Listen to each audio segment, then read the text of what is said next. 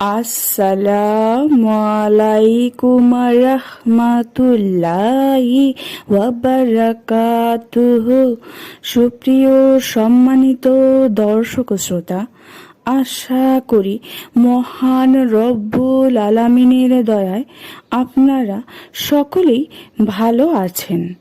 সুপ্রিয় সম্মানিত দর্শক শ্রোতা, আজকে একটা প্র্যাকটিক্যাল আমল শেয়ার করি। আগেই বলে নেই, এটা কোনো হাদিস নয়, একজন আল্লাহওয়ালার আমল এবং আমার নিজের অভিজ্ঞতা থেকে ফেসবুক স্ক্রল করতে গিয়ে একটা ভিডিও সামনে আসে।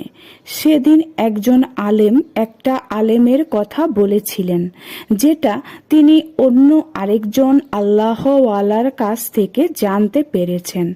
আমি এই আমল নিয়ে এত কিউরিয়াস হতাম না, কিন্তু ওনার কথাবার্তা শুনে কেন যেন মনে হলো একবার এর উপর আমল করি।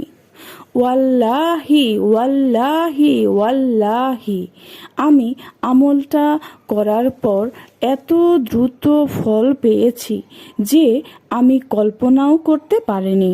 আর সেজন্যই এই আমলটা শেয়ার না করে শান্তি পাচ্ছিলাম না।